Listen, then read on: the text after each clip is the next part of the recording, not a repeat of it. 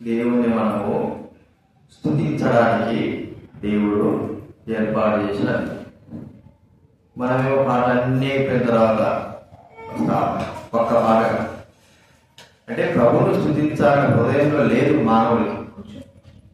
మన ఇష్ట ప్రకారంగా మన హృదయం చూసుకున్న తర్వాత దేవుని పని చూడడం అనేది మంచి పద్ధతి కాదు. 9:30కే వచ్చి ఉండాలి నిజంగా ప్రభువును ఆరాధించాలనుకున్న వ్యక్తులు. కాబట్టి గుర్తిద్దాము, ప్రభువును స్తుతించడానికి దేవుడు ఈ సమయం ఇచ్చాడు. ఇది ఎంతో గంభీరమైన సమయం.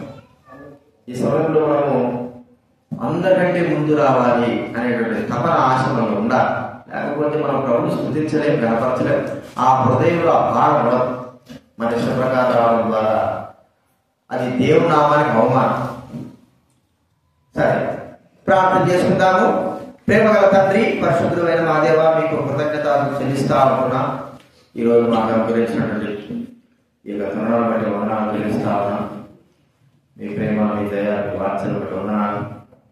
అవ్వా, సర్వలోక సృష్టికర్తమైన దేవ, కరుణా సంపన్నుడైన తండ్రి, మీకు కృతజ్ఞతలు చెల్లిస్తా.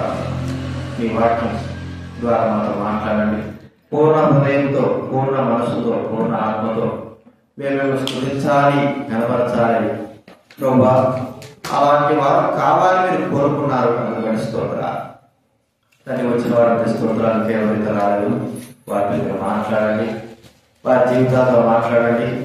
దైవ సన్నిధిక భయము, భక్తి మీ హృదయాలు మీరు దయచేయడం స్వభావం చేసుకుంటున్నా చూపించారు. కృతజ్ఞతలు చెల్లిస్తూ మహిమా ఘనత ప్రభావాలు లభిస్తూ రావాల్సిన తీసుకురావాల్సిన వాతావరణాన్ని సంపూర్ణ విశ్వాసించుకోండి. మా మనసులన్నింటినీ విశ్వాసించుకోండి. వినగల చెవి, గ్రహించగల మనస్సు మాకు చెవులు గల వారు ముందుగాక ఖచ్చితంగా దైవ వాక్యంలో మీరు మాట్లాడే మాట మేము గ్రహించగలం. లేకపోతే మేము గ్రహించలేము. ప్రభా, వినడము ప్రభా మా చెవులను మేము మీ మాట వైపు ఉంచగలం. గ్రహించండి. కృతజ్ఞత చెల్లిస్తూ యేసు ప్రభువు నామమున ప్రార్థించి వేడుచున్నాము తండ్రి.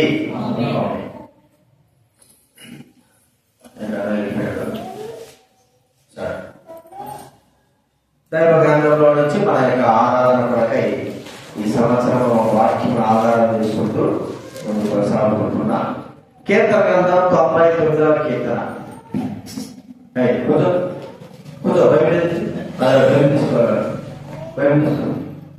English Bible English Bible English Bible 99వ కీర్తన 3వ వచనము 5వ వచనం అందరూ కూడా కాలేజీ చదువుకుందా. 99వ కీర్తన గ్రంథం 3వ వచనము 5వ వచనం. దైవ గ్రంథం ఉన్నవాళ్ళు దయచేసి గ్రంథం తెరవండి. ఒకవేళ చదువు రాకపోతే మరి పక్కవారు కూడా వినండి. చదువు రాకపోతే వినండి. విని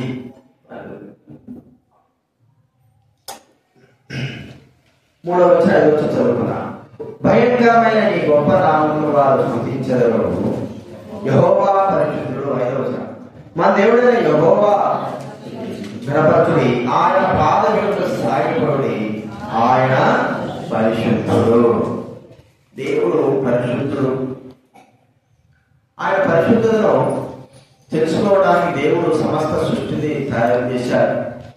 ఆయన పరిశుద్ధతను తెలుసుకోవడానికి ఆయన క్రియలు, ఆయన పరిశుద్ధతను తెలుపుతా ఉంటున్నాడు. ఆయన పరిశుద్ధతను గొప్పవాడిని. మరి ఈ సృష్టి అంతా కూడా ప్రభువును స్తుతిస్తారు. ఈ లోకంలో ఉన్నటువంటి వాటన్నిటికంటే దేవుడు ఎక్కువగా విలువ ఇచ్చింది ఎవరికంటే మానవుడికే. మనమైతే ఎక్కువ విలువ ఇచ్చేది ఆ జంతువులకి, పక్షులకి, చెట్లకి, లోకంలో సృష్టికి, వీళ్ళు ఎక్కువ మనం పిలుస్తాం. అయితే దేవుడికి ఇచ్చిన విలువ ఏమిటంటే మానవుడికి అత్యధికమైన విలువ ఇచ్చాడు. మరి మానవుడు దేవుని ఎదుట నిలవడానికి లేకపోతే ఆ దేవుడు ఇచ్చే విలువకు మానవుడు ఏమన్నా పాత్రుడా అంటే మానవుడు దేనికి పాత్రుడు కాదు. ఎలాంటి దానికి ఒక కుక్కకు మనం విలువిస్తున్నామంటే ఆ కుక్క విశ్వాసం కలదు కాబట్టి దాన్ని మనము విలువిస్తాం. ఒక గుర్రము మనము మరి విలువిస్తున్నామంటే అది ఎక్కువగా అధికంగా బరువులు మోస్తూ లేకపోతే మనుషుల్ని ఒకవైపు నుంచి మరొక మన దగ్గరికి తీసుకుని వెళ్ళేదిగా చూస్తాము, యుద్ధంలో సహాయపడేగా చూస్తా అనుకున్నాం. ఏదైనా సరే దేనికైతే మనం ఎక్కువ విలువిస్తాం భూలోకంలో అది మానవుడికి ఎంతో అవసరమై ఉన్నది. మానవుడు ఎంతో అవసరత కలిగిన వాడుగా ఉన్నాడు. అయితే అది యోగ్యమైందే మనం చూడగలుగుతున్నాం. మరి మానవుడు దేంట్లో యోగ్యత కలిగిన వాడు? దేవుడు కనపరచడానికి, దేవుడు మానవుని విలువ ఇవ్వడానికి ఏ యోగ్యత మానవుని జీవితంలో ఉంది? మనకు తెలుసు మన జీవితంలో ఎటువంటి యోగ్యత మానవునికి లేదు మనకు తెలుసు. మనం యోగ్యత లేని వారమై బైబిల్ చెప్తాం. అయితే దేవుడి దృష్టిలో మానవుడు ఎలాగా ఉన్నాడు? దేవుడి దృష్టిలో మానవ యొక్క స్థితిగతులు ఎలా ఉన్నాయి? ఆయన ఎలాగ మానవుడు చూస్తున్నాడు? ఏ విధానం చూస్తున్నాడు? మన బాగా బయటకు గమనిస్తే సంఘము దేవుడి దృష్టిలో విలువైన, సంఘానికి దేవుడు ఎంతో విలువైన వాడు. సంఘము ప్రభువు యేసుక్రీస్తు వారు వేరు కాదు. సంఘము మరి ప్రభువు యేసుక్రీస్తు వారు ఒక్కటే అయినట్లుగా మనం చూస్తున్నాం. అందుకే పరమగీతం గురించి మనం ఆలోచిస్తే పరమగీతంలో శూలమెత్తి తన ప్రియుడైనటువంటి వ్యక్తిని గురించి ఎన్నో విధాలుగా వర్ణిస్తాం. ఎంతగా వర్ణించింది, చెప్పలేనంత వచ్చింది. ఆ ప్రియుడు యేసు ప్రభు వారు. మరి శూలమెత్తిని గురించి కూడా ఆ ప్రియుడైన ప్రభు వర్ణిస్తా ఉన్నాడు. ఆమె యొక్క స్థితి, ఆమె గురించి, ఆమె యొక్క అందాన్ని గురించి, ఆమె ఉన్నటువంటి ఆ అందమైనటువంటి విషయాల గురించి ఆమెను వర్ణించడం ముందు పెడుతున్నాడు. ఒక మాట మనం చూడాలంటే యేసు ప్రభు ఎదుట తన భార్య అయినటువంటి అంటే సంఘముగా భార్య, ఆ సంఘమైన భార్యను యేసు ప్రభు వారు వర్ణించినట్లుగా ఆయన దృష్టిలో ఎలా ఉన్నాడంటే కలంకమైనను ముడదైనను మత్సరైనను లేనటువంటి వ్యక్తిగా దేవుడు సంఘాన్ని, సంఘ ప్రజలను ప్రభు చూస్తున్నాడు. ఆయన దృష్టిలో ఉన్నాము. మరి మన విషయమే మనం గమనిస్తే ఆయన దృష్టిలో ఉన్నాము, కానీ మన విషయమే మనము ఆయన దృష్టిలో ఉన్నంతగా మన జీవితాలు లేవు. ఆయన చూసినంతగా మనం లేవని గుర్తిస్తున్నాం. అయినప్పటికీ ఆ ప్రభువైన దేవుడు తన దృష్టిలో మనల్ని ఎంత విలువైన వారుగా చేస్తున్నాడు అని మనము ఒకసారి గుర్తించాలి. చూద్దాము పరమగీతాలు. చూడండి బైబిల్ మధ్యలో బైబిల్ తీసుకోవాలి. బైబిల్ ముందు పరమగీతాలు యెషయా గ్రంథం, ప్రసంగి గ్రంథాన్ని ముందున్నది. యెషయా ప్రసంగి గ్రంథం తర్వాత బైబిల్ మధ్యలో నుంచి 564 పేజీ. బైబిల్ మధ్యలో నుంచి 564 తీయండి. పరమగీతాలు 4వ అధ్యాయం మొదటి వచనం నుంచి 4 వచనాలను మార్చి చదువుకుందాం. బైబిల్ మధ్యలో నుంచి 564 పేజీ. పేజీ నెంబర్ గుర్తు పెట్టుకుంటే మీకు సరిపోతుంది. పేజీ నెంబర్ గుర్తు పెట్టుకోండి. పైన ఉన్న పేజీ నెంబర్ 564 చదువుకుందా. మొదటి వచనం నుంచి 4 వచనాలకు మార్చి చదువుకుందా. నా ప్రియులారా, నీవు సుందరివి, నీ ముసుగు గుండా నీ కన్నులు భూమిలో కన్నుల వలె కనబడుచున్నవి. నీ తావెంట్రుకలు గిలాదు పర్వతం మీది మేకల మందను పోలి ఉన్నది.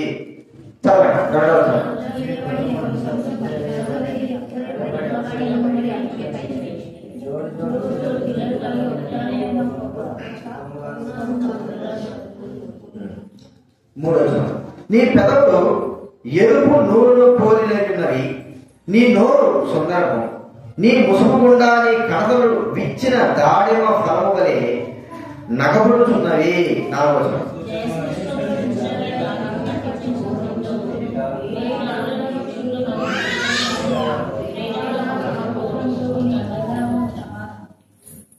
పిల్ల బయటికి పోయి చూడండి. మీరు పిల్లల్ని గమనించాలి. అందుకే నేను ఒకరిని కూర్చోమని చెప్తున్నా బయట.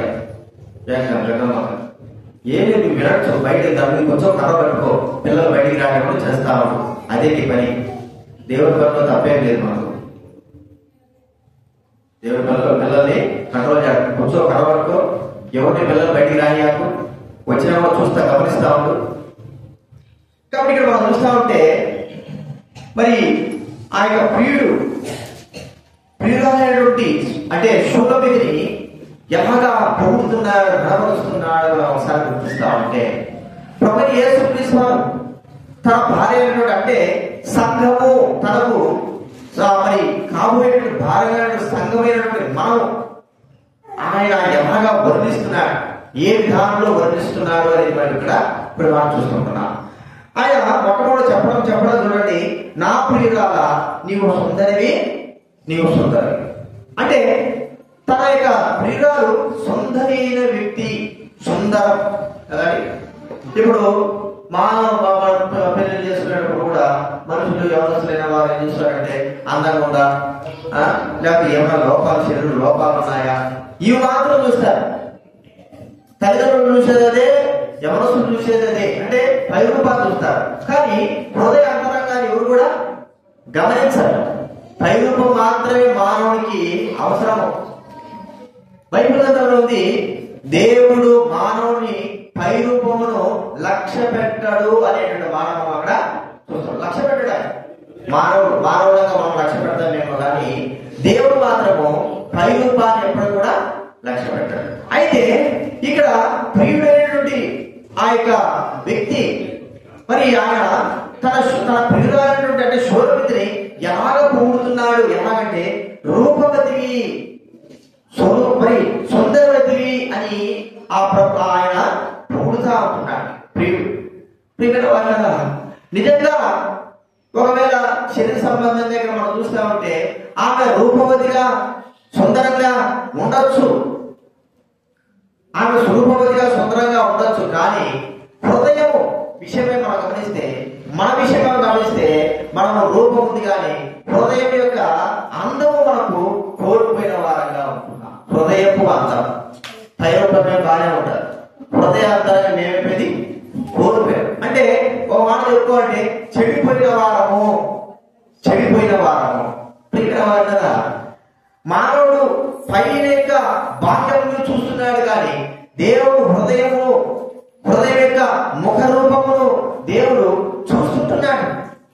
ఎలాగ కోల్పోయినా సుందరమైనటువంటి ఆ యొక్క జీవితం ఎలాగ చేయబడింది, ఏ విధానంలో చేయబడింది మనకు బాగా తెలుసు. యేసు ప్రభువు అన్నాడు ఒక మాట, సర్ప సంతానమా కదండి. ఏమాట అంటే చూడండి, మత్తయి సువార్త 3వ అధ్యాయం, మత్తయి సువార్త 3వ అధ్యాయం 7వ వచనం చదవండి ఎవరైనా.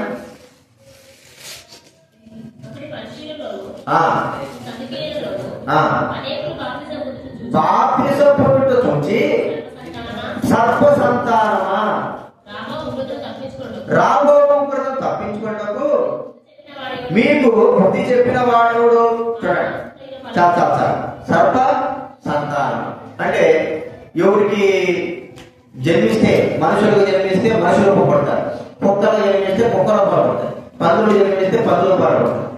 అయితే ఇక్కడ ఎవరికి జన్మించినట్టుగా చెప్పబడతా ఉంది సర్ప సంతానం అంటే ఆత్మ సంబంధంగా మన యొక్క స్వరూపం కానీ, మన క్రియలు కానీ, మన తలపులు కానీ, లేదా మన యొక్క జీవితం కానీ ఏ దానికి స్వరూపంలో వెళ్ళిపోయాయంటే సర్ప సంతానానికి. ప్రభు అంటాడు, మీరు మీ తండ్రి అపవాది సంబంధం కదండి. ఒక మాటది యోహాను సువార్త 8వ అధ్యాయం 44వ చదవాలి. యోహాను సువార్త 8:44. మీరు మీ తండ్రి యొక్క అపవాది సంబంధులు. అపవాది సంబంధం మీ తండ్రి ఎవరు? మన తండ్రి ఒకప్పుడు ప్రియమైన వాళ్ళగా పాపము ఎప్పుడైతే మానవ జీవితంలో ప్రవేశించిందో మన స్వరూపము, మన క్రియలు అంటే ఆత్మ సంబంధంగా మరి పాప సంబంధంగా మనము ఏమిటంటే సాతాను యొక్క క్రియల్లోకి మనము మార్చబడ్డాం, ఆ రూపంలో చేయబడ్డాం.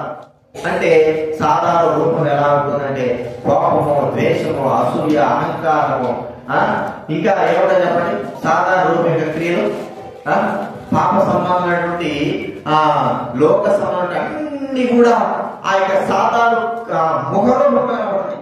మనిషిని కోపం ఇచ్చినప్పుడు ఒక రకంగా ఉంటారు కదండి, పాపం చేస్తున్నప్పుడు ఒక రకంగా ఉంటారు, చూపులు ఒక రకంగా ఉంటాయి. ఆ ముఖరూపాలు మారుస్తారు. ద్వేషం ఉన్నప్పుడు ఒక రకంగా ఉంటారు.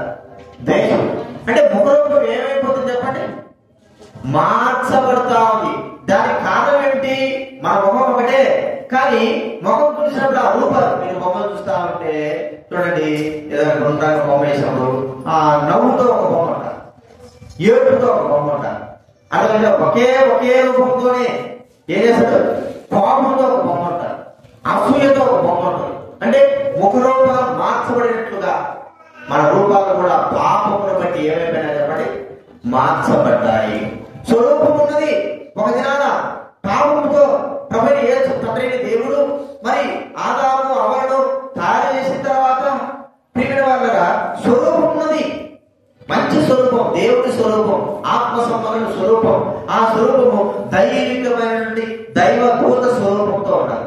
ఎప్పుడైతే మానవుడు పాపం చేశాడో ఆ స్వరూపం కాస్త ఏమైపోయింది, పాడైంది. పాపపు స్వరూపంలోకి, పాపపు రూపంలోకి, అపవాది రూపంలోకి మానవిక మరి రూపము మార్చబడింది. అంటే పైకి మామూలుగా ఆ దేవుడి రూపంగా మన మనిషి రూపం ఉండొచ్చు, కానీ లక్షణాలు మాత్రము పాపపు లక్షణాలు ఆ రూపంలోకి మార్చబడ్డాయి.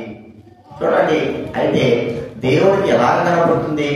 ఈ రూపంలో ఉంటున్న మానవుని తన రూపంలోకి తీసుకురావడానికి కొరకై, తన స్వరూపంలో తీసుకురావడానికి కొరకై సుందరుడైనటువంటి యేసుక్రీస్తు వారు చేసిన కార్యం మనకు బాగా తెలుసు. ఏం చేశాడు ఆయన? మనందరి పాపం వరకు ఆయన ముఖరూపము మార్చబడింది. స్వరూపమైనను చూడండి, యెషయా గ్రంథం 53వ అధ్యాయం, యెషయా గ్రంథము 53వ అధ్యాయం. స్వరూపమైనను సొగసైనను లేదా మానవుడు రెండో అర్థం,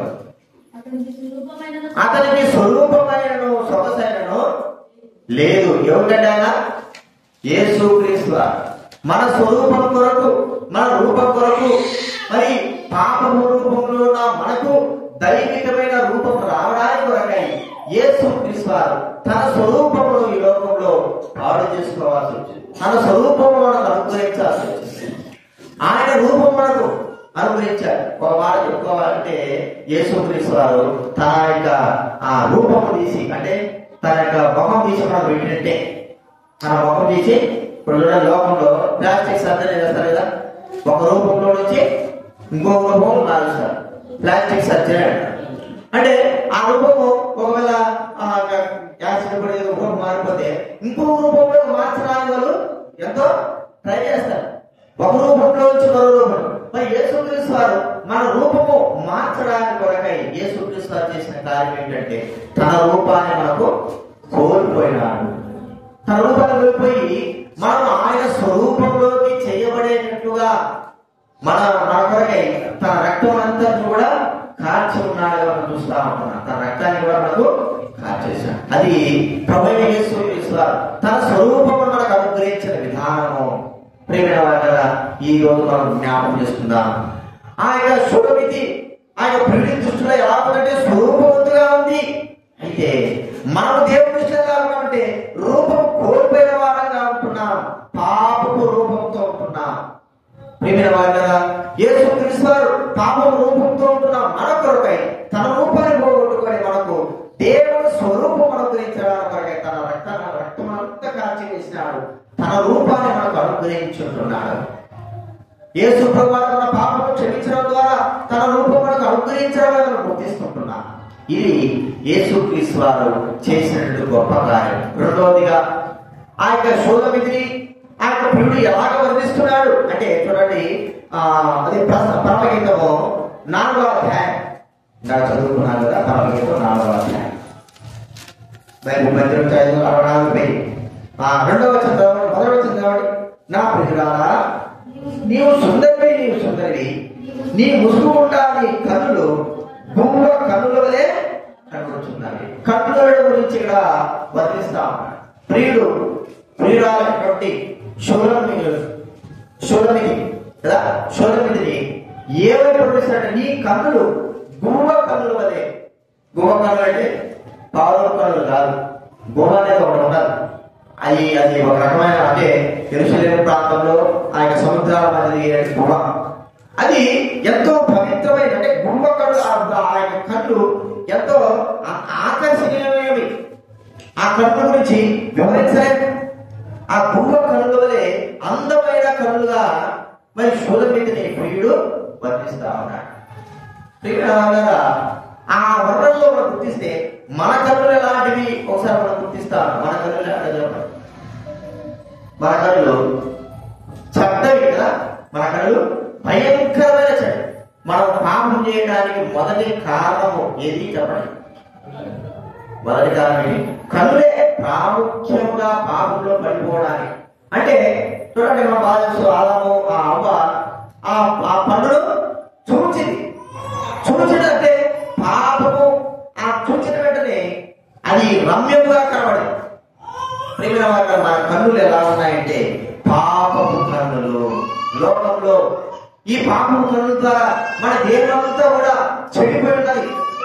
పాపపు దృష్టి, మోసపు దృష్టి, మరి అహంకారపు దృష్టి, వ్యభిచారపు దృష్టి, ఈ కన్నుల చేత మాట చూడండి. ప్రభు అన్నాడు మత్తయి సువార్తలో, నీ కన్ను చెడినదైతే, ఎక్కడ మాట?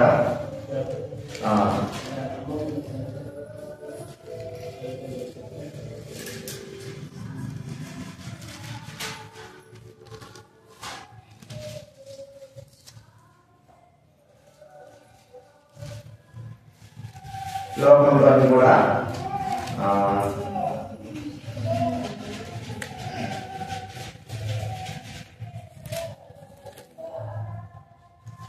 మత్తయి సువార్త 5:25 కదా. నీ కన్ను చెడుదైతే నీ దేహం అంతయు 6:20 మత్తయి సువార్త 6:23 వచ్చేసామని. నీ కన్ను చెడినదైతే నీ దేహమంతయు చీకటిమై ఉండును, నీలో ఉన్న వెలుగు ఎంతో గొప్పది. చూడండి, 22 దేహమునకు దీపము కన్నే కనుక నీ కన్ను తేటగా ఉండినలా నీ దేహమంతా వెలుగుమయమై ఉండును. కన్ను ఏంటంటే నీ కన్ను చెడిపోతే నీ దేహమంతా కూడా చెడిపోయాడు. అయితే షోలమిది యొక్క కన్నుల గురించి ఆ ప్రియుడు ఎలాగ వర్ణిస్తున్నాడంటే, నీ కన్నులు గువ్వ కన్నుల వలె. పావురము, నిష్కపటమైన పావురము. ఒకవేళ గువ్వను మనం పావురంగా పోల్చుకోగలిగితే నిష్కపటమైంది, అది ఎంతో కపటం లేనిది. ఆ యొక్క కన్నులు ఎంతో గొప్పవి. వాటి యొక్క కన్నులు దయతో మరి కరుణతో నింపబడినట్లుగా మనం చూస్తా ఉంటున్నాం. ప్రియమైన వాళ్ళ, మన కన్ను చెడిపోయి ఉన్నది. మన కన్ను చెడిపోయిన మన కన్నుల కొరకై మనం గమనిస్తే పాపాత్మమైన కన్నులు. ప్రియమైన వాళ్ళ, మన కన్నులు ఎలాంటివో మనకు బాగా తెలుసు. ఈ చెడిపోయిన కన్నులు, నాశనమైన కన్నులు, నాశనానికి జోయినటువంటి కన్నులు, పాపానికి కారణమైన కన్నులు, ఇవి ఆ ప్రభువైన దేవుడు మరి కడిగి పవిత్రపరిచిన వాడిగా చూస్తుంటున్నా. ఒక మాట అన్నాడు, చూస్తాడు చూడండి, ప్రకటన గ్రంథం 3వ అధ్యాయం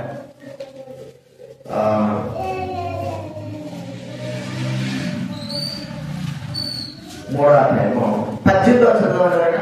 ప్రకటన 3:18.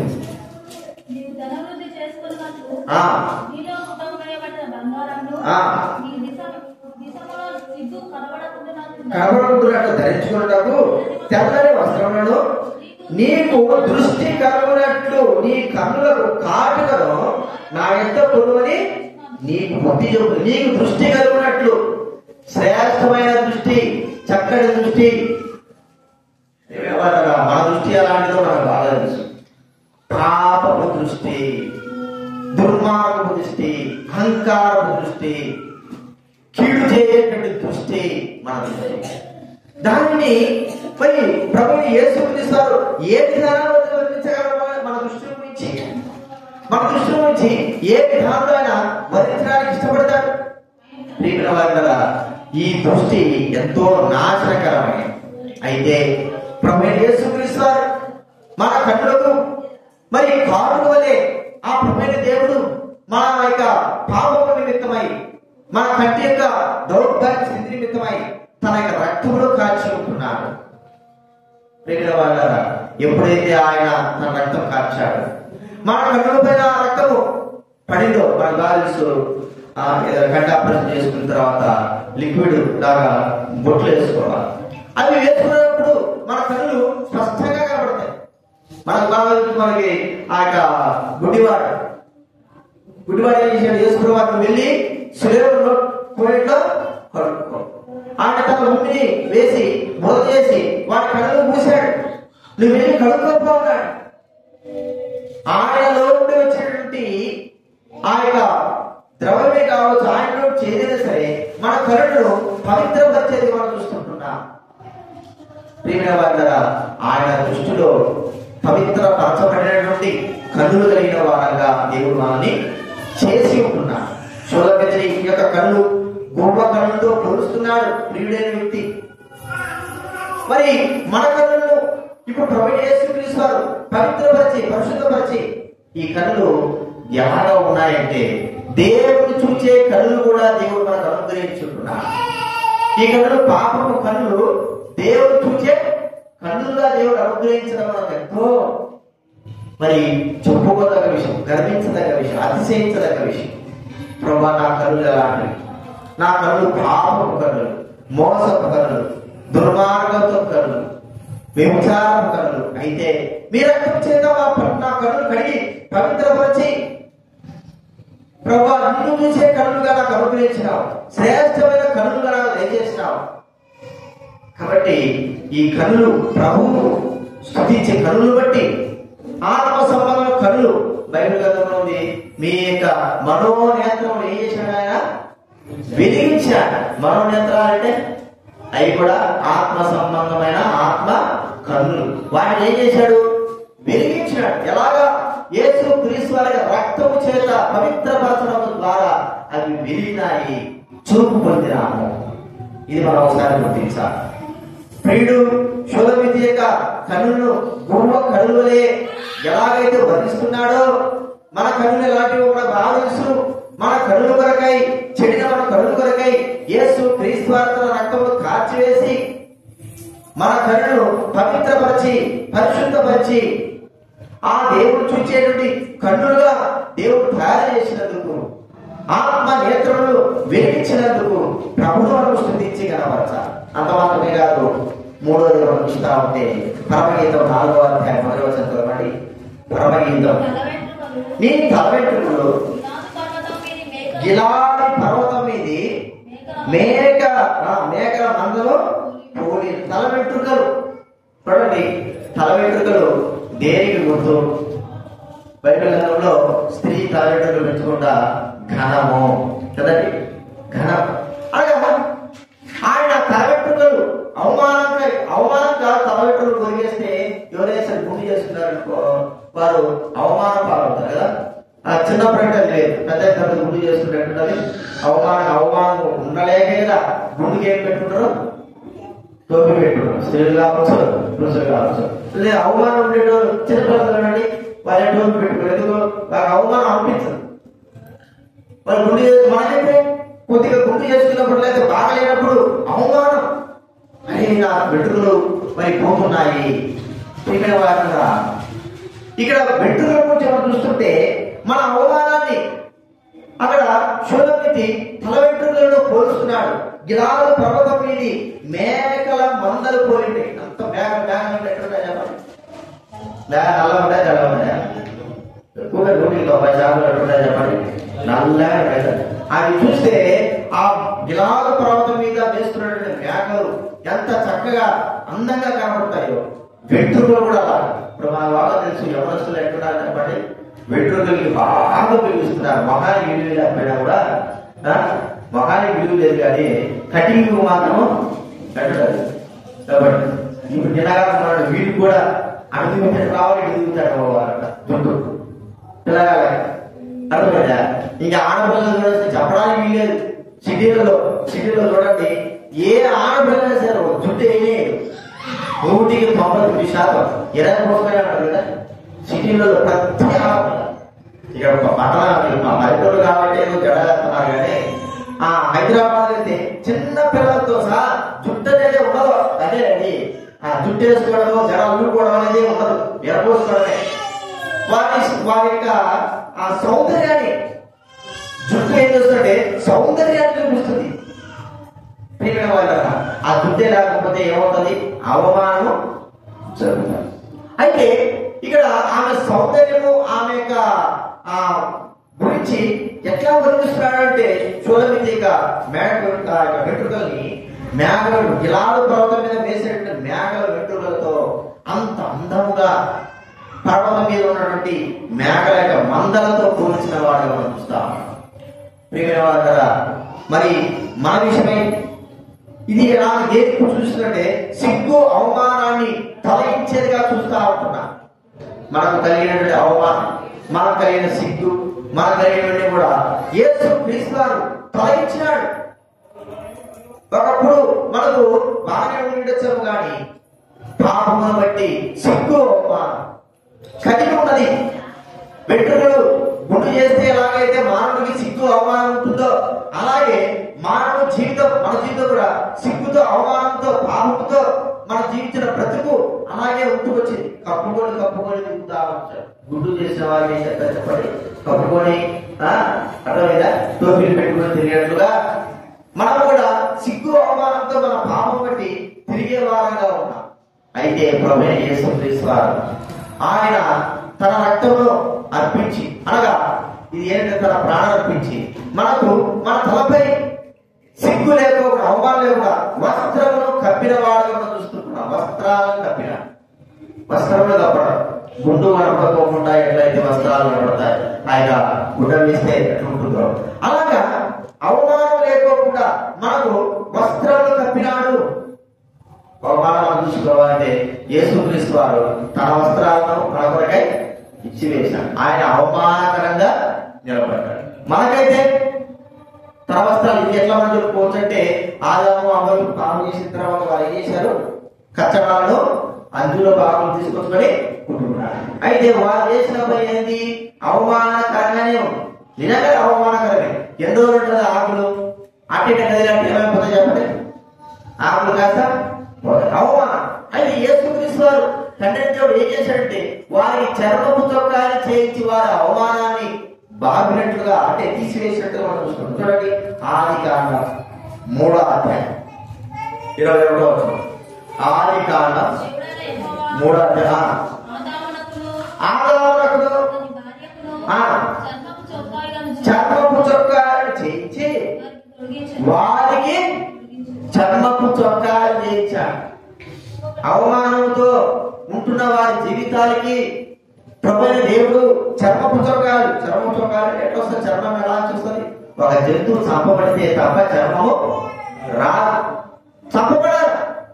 దేవుడే ఒకవేళ ఒక జంతువుని చంపినాడు, అది గొర్రెపిల్లే ఉండొచ్చు, గొర్రెపిల్లే. ఆ గొర్రెపిల్ల యొక్క చర్మాన్ని తీసుకొని వారికి మరి తొడిగించినట్టుగా చూస్తున్నారు. ఆ గొర్రెపిల్లే ప్రభువైన యేసుక్రీస్తు వారు. ప్రభువైన యేసుక్రీస్తు వారు ఆయన మరణించి మా అవమానాన్నంతా కూడా చర్మపు చొక్కా ఇవ్వలే, ఆయన తన వస్త్రాన్ని మన కొరకై ఇచ్చివేశాడు. యోహాను సువార్తలో చూస్తే ఆయన వస్త్రాలు ఏం చేశారంట ఆయన వాళ్ళు మరి చూడండి, యోహాను సువార్త 19వ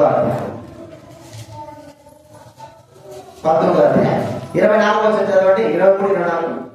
యోహాను సువార్త 19వ అధ్యాయం.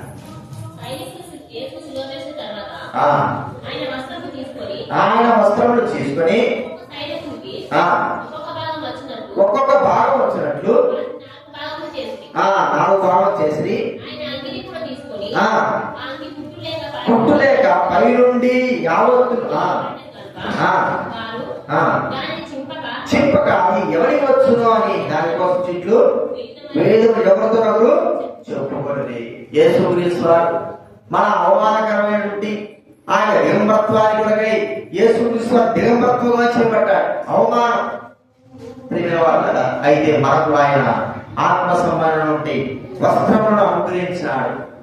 అవమానంతో మన తల లేకపోతే అవమానంతో మన శరీరమును ఆయన తన వస్త్రముల చేత ఆత్మ సంబంధ వస్త్రంతో కప్పినాడు.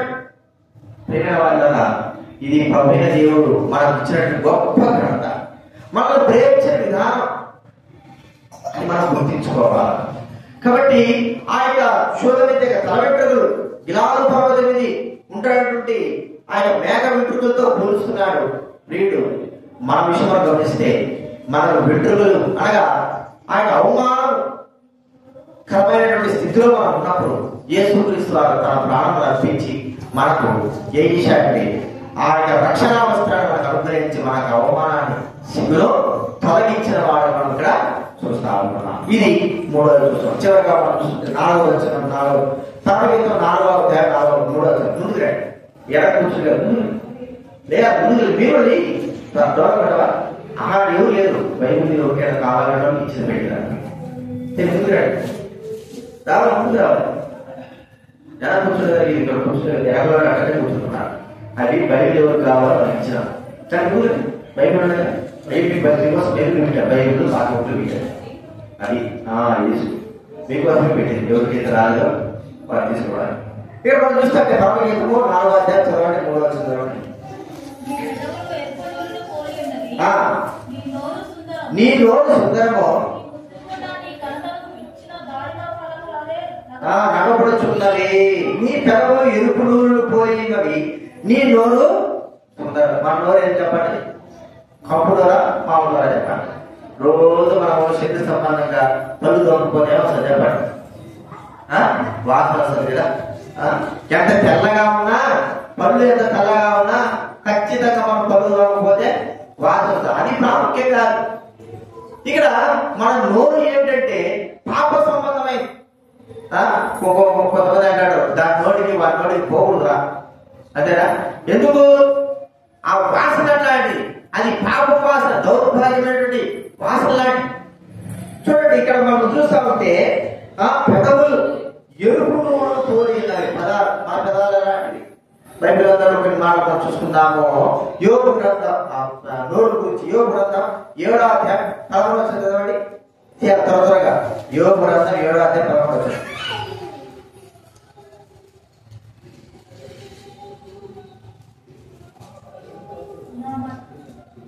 కావున నేను నా నోరు మూసుకొనను. నోరు మూసుకోకుండా మనుషులు ఎన్నో విధాలుగా నోటితో మాట్లాడుతూనే ఉంటారు. మాటలు కొంతమంది మాటలు ఎక్కువ, కొంతమంది మాటలు తక్కువ. నోరు మూసుకోరు కదా. ఆ నోరు ఎలాంటిది అని మనం చూస్తా ఉంటే 6వ అధ్యాయం 30వ వచనంలో చూడండి. నా నోరు అన్యాయముండున దారుణుడా కొంతమంది ఎందుకు మీరు వేస్తారు? నా నోరు అన్యాయము. అన్యాయం అంటే అన్యాయం. మన నోరు అంతా అన్యాయమే. ఇదిగా శరీర సంబంధమైన వాసన కాదు మన నోరు, పాప సంబంధమైన వాసన. చూడండి ఇంకా చూస్తే కీర్తన గ్రంథం 10వ అధ్యాయం 7వ అధ్యాయం 7వ చదవడం. వారి నోరు శాపముతోనూ కపటముతోనూ వంచనతోనూ ఎట్లున్నాయట మా నోరు? శాపము, కపటము, వంచన. ఇంకేం చూడండి 17వ అధ్యాయం 10వ వచనం. ఇదే కీర్తన 17వ అధ్యాయం 10వ వచనం 17:10. వారు తమ హృదయమును కఠినపరుచుకుని ఉన్నారు, వారి నోరు గర్వంగా మాట్లాడదంట. చూడండి ఇంకా 35:20. అదే కీర్తన 35:20.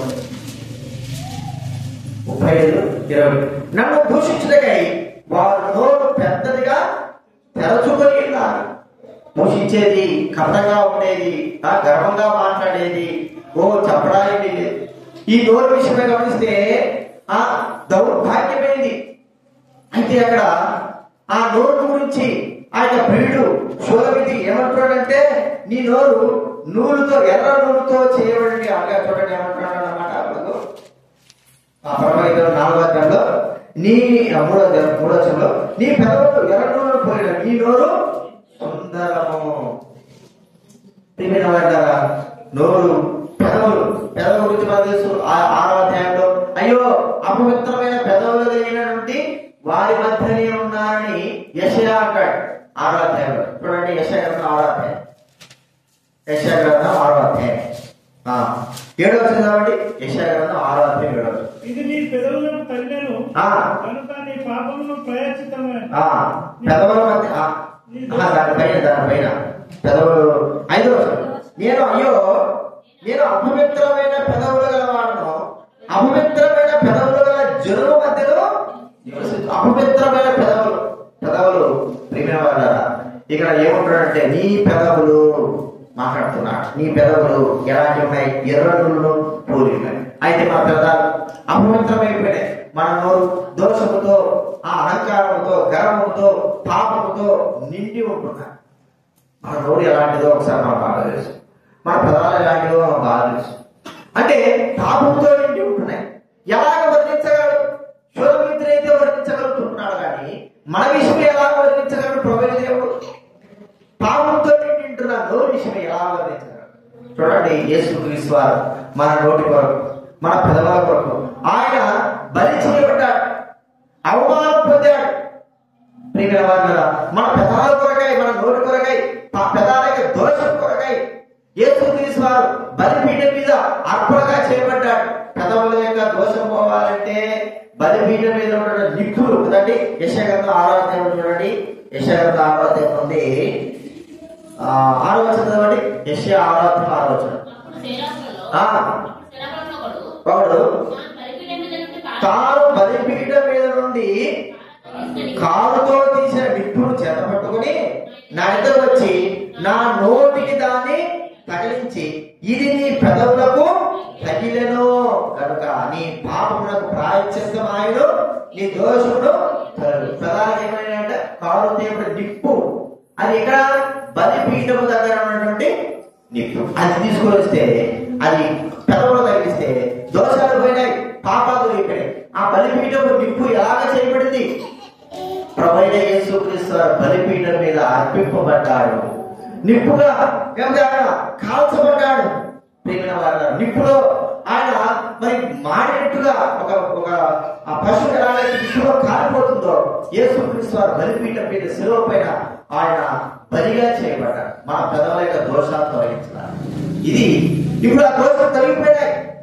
ఆయన మన గురించి వర్ణించే విధానం, మన పాపం నుంచి తొలగించే విధానం తర్వాత ఎలాగా కనబడుతుందంటే దోషము లేని వారుగా ఆయన దృష్టిలో ఎలా చూడంగా మాట మనకు ఎఫెసీ రాసిన పత్రిక 5వ అధ్యాయం 27 ఎఫెసీ రాసిన పత్రిక 5వ అధ్యాయం.